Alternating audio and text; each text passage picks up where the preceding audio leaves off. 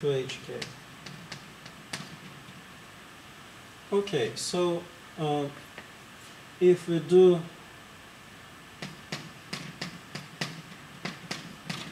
the translation from the new center to the origin, then instead of x and y, we would be plugging into the next isometry what coordinates, since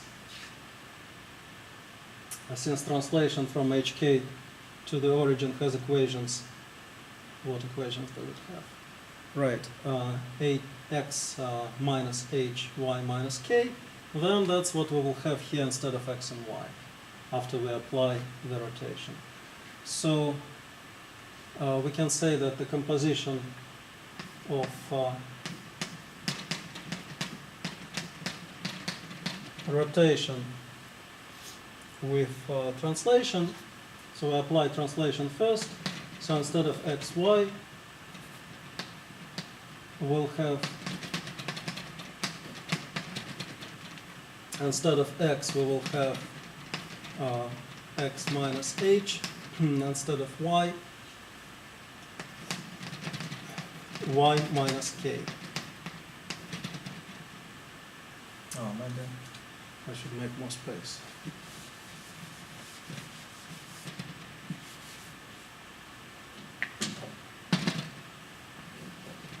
So x prime is cosine theta, we just write x minus h minus sine theta, y minus k. And similarly for y prime, we will have sine theta instead of x, we are having x minus h instead of y, y minus k. Okay, but this is just composition of rotation following the translation. We still need one more to finish. So rho O comma theta. So to finish, we have to apply translation which takes 0 to hk. But for that, we just take the coordinate of this and add h, coordinate y, and add k. So if we want to write the whole rotation from hk, around hk by theta, in other words, we want to post-compose with O comma hk, then all we have to do is to just add h and k to the x and y coordinates. So this would be our full arbitrary rotation around arbitrary center by arbitrary angle. So now we are done. So first we have done x minus h, y minus k translation, inverse from the center to the origin, then we did our rotation at the origin, then we add the direct translation from the origin to the center, means adding h and k to coordinates x and y. Fine, we have the general equation for the rotation. So in fact, it looks like this. If you maybe open up parentheses, you can write it as x prime equal cosine theta x minus sine theta y, similarly to what we had at the origin, plus some r. So if you put together these constant coefficients, you'll get some coefficient r. And for y prime, we will have sine theta x plus cosine theta y plus some constant s.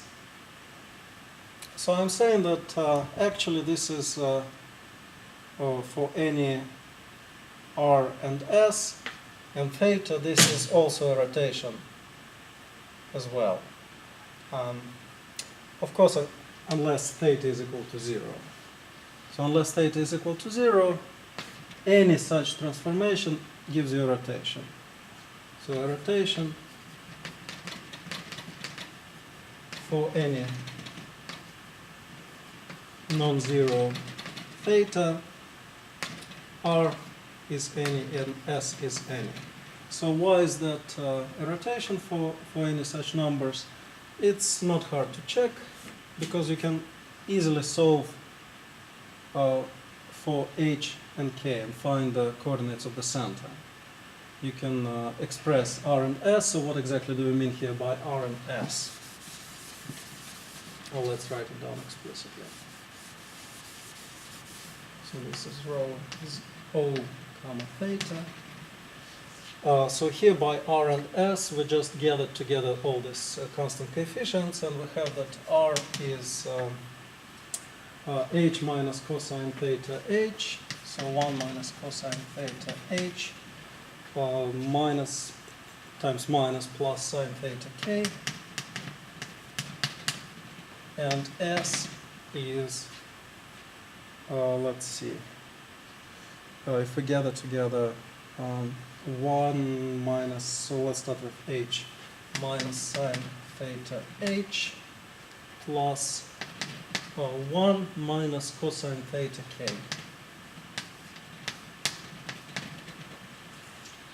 And this, I claim, can be easily solved for hk in terms of rs and theta. Can be solved for hk in terms of rs theta. Right? Go ahead and try to do it. See that at least that you can get h and k uniquely in terms of rs and theta, unless what? Unless theta is equal to, of course, 0 in terms of non-zero theta. Okay. And what happens with these equations actually when theta is equal to 0? So if we take a look at these equations, our general rotation for non-zero theta, but suppose theta is equal to 0. If theta is equal to 0, cosine is equal to 1, so this disappears, so we just have x plus r, and here we have y plus s. So it becomes an equation for a translation, for an arbitrary translation by r comma s. So if you think about it, with one bird we killed all rotations for non-zero theta and all translations. For 0 theta it gives us all possible translations by rs, arbitrary translations. So we have a theorem that all even isometries can be expressed with these equations. Theorem.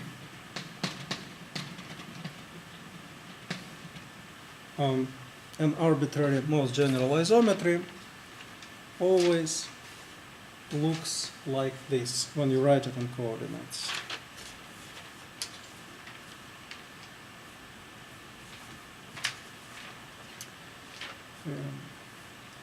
The general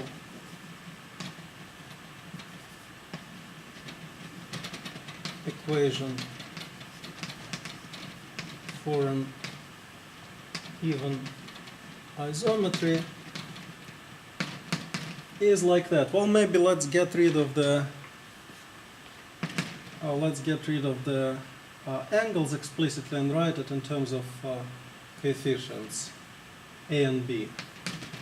So if we put a instead of cosine theta, ax minus b instead of sine theta minus by plus r, and y prime is bx plus ay plus s,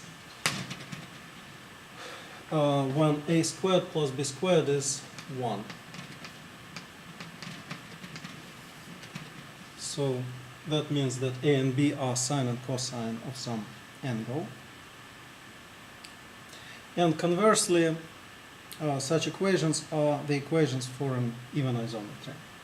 And conversely, such equations describe an even isometry, either a rotation or a translation. Describe an even isometry. Okay.